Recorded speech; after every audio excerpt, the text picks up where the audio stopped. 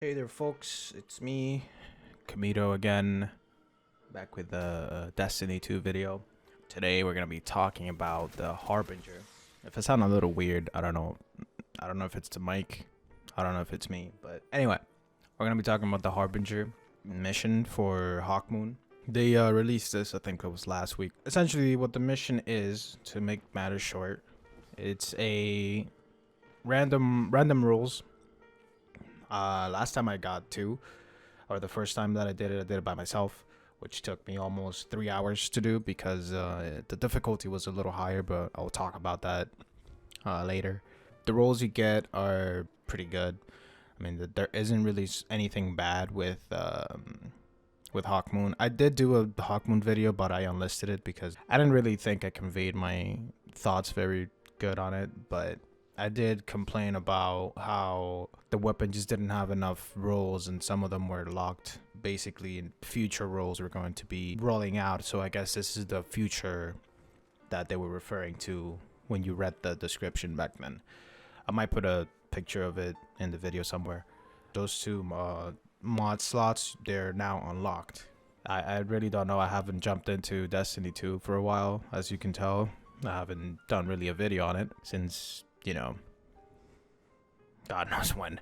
Well, anyway, going back to the topic, yeah, you're basically getting the exotic catalyst along with the two roles, but it isn't just like the first week. You have to do this recurrently, so it has to be every week. You have to do it at least once. You have to do it by yourself, and you also have to do it with the fire team. But the problem is that you all have to have Hawkmoon equipped. You can't do it without Hawkmoon equipped, so it will not work. In order for you to get the Warden title, you do need to have all two of your fire teams, including yourself, with Hawkmoon equipped, and then do it and complete it. That is a requirement. Visually, the mission is pretty nice. It takes place in the reservoir section of the EDZ, which, yeah, I guess you could claim that it's reused content, but I don't like reuse content. But at the same time, when it's done correctly and it gives you a little bit of a twist to somewhere you already have been before, I am perfectly fine with that, and that's what I have here. It's pretty nice the way they use the tunnel systems and all that stuff from the EDC, all the pipes and stuff, and all the, you know, it's basically the same mission as before, but it has another area like where all the water pumps are at, since it takes place inside the dam itself, or the dilapidated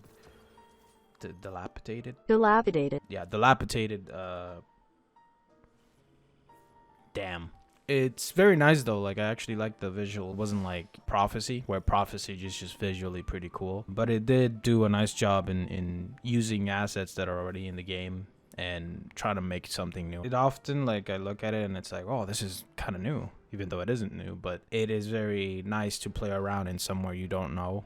I wasn't actually expecting like a new little play area inside of the reservoir itself. It was a very nice mission in terms of the layout and everything inside. It reminds me of, it wasn't 0 hour, but it kind of does have like a 0 hour layout where everything is just like a little bit cramped. You kind of have to like explore a little bit and backtrack somewhat. I did get confused at first. I went the wrong way. I went the way where you go to see Crow's Nest, because I didn't know where to go.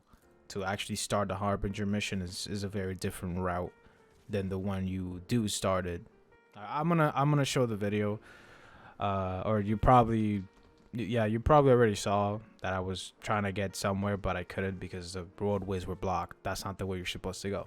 There is a different way you have to do the mission. Even though the enemy spawn, that's not the way you should do it. I remember in the Crow mission, I did like the jumping a lot. I don't know, I just like jumping around things a lot more often and in games, especially in Destiny. Destiny has like a nice movement. I did enjoy the jumping puzzles and jumping mechanics and going from here to there, trying to avoid the little, you know, the little things that push you. You know, it was cool. To pair off the difficulty in jumping, you also have the enemy difficulty, which was pretty spot on, because holy shit, enemy placements were everywhere. Our power level was 1073 or 1273. I'm sorry. I'm pretty sure that these enemies were 1280 or above. Like I didn't look up the light level for the enemies, but I'm pretty sure they were more than me because it hit pretty hard. Two shots and you're done. From one of the acolytes or one of the knights. So it was a pretty nice enemy difficulty.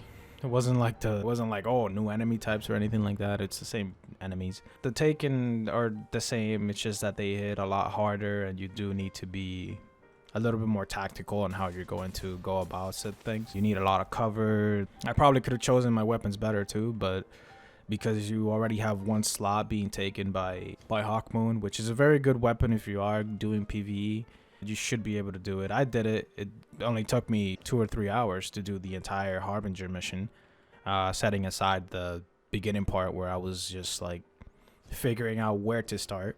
It was, it wasn't too difficult. It was like just right for me, at least. I really like that aspect of it, that it wasn't easy. Like it wasn't just like, oh, let me just go kill all these Taken with my overpowered everything. It was actual challenge where I had to go and run for cover and take my time with it. But after that, after I did the whole thing, like the jumping puzzles, all the sightseeing and collecting all the feathers. Well, I didn't collect all the feathers, but I did collect 2 or 3. I don't know if there's 4 in there, because you do have to kill like some little mini bosses depending on their shields as well, which is a challenge if you don't have the right weapons for it. Good thing you can change your weapons in between. It was pretty difficult if you don't have weapons with the right singe, like void, stuff like that. If you play Destiny, you already know what I'm talking about. And yeah, with that, I'm just gonna go into the last boss. Was pretty I want to say difficult, a lot more difficult than the first time I fought him.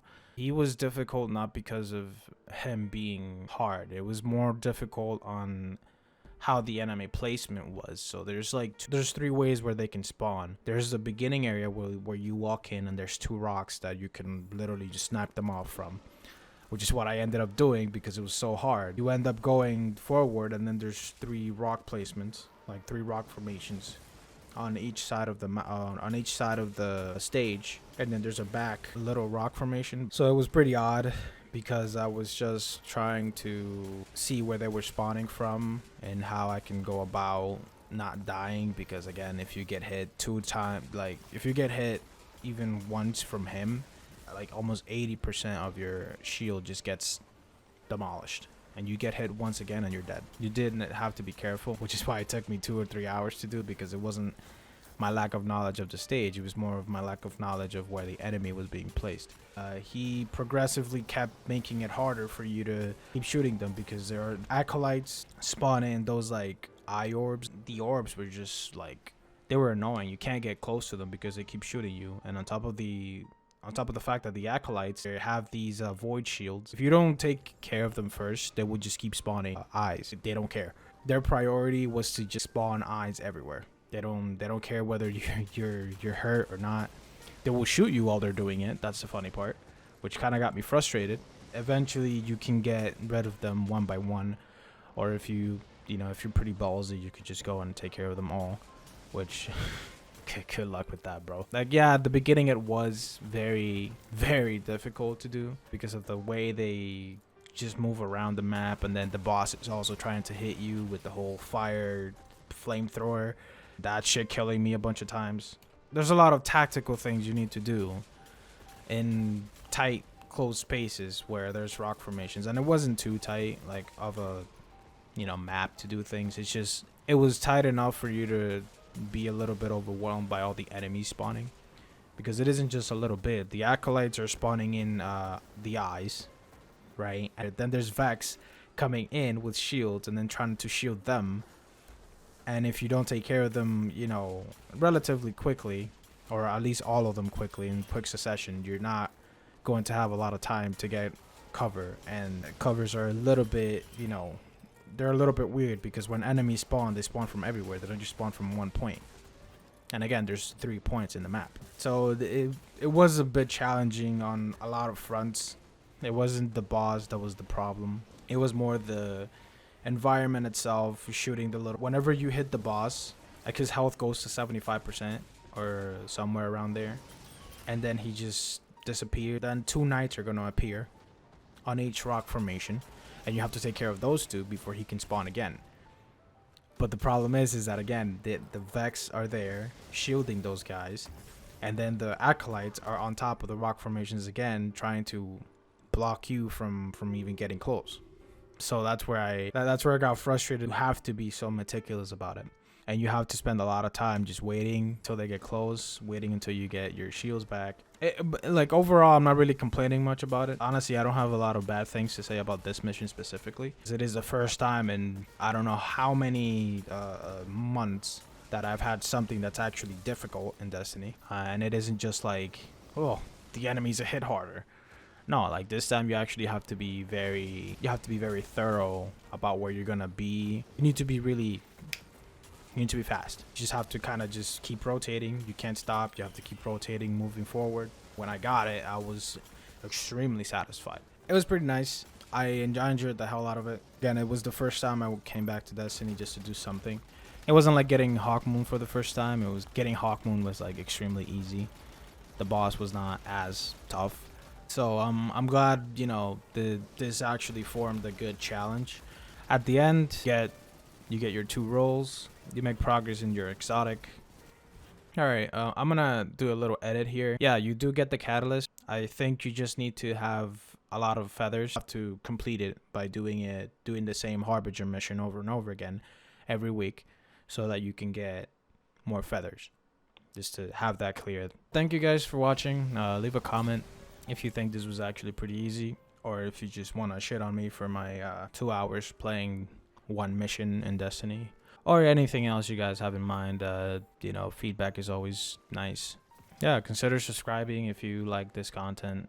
As much content as it can release, I'll probably just keep playing it. So far, Destiny hasn't really been too viable for me, but you know, it's a fun game to play.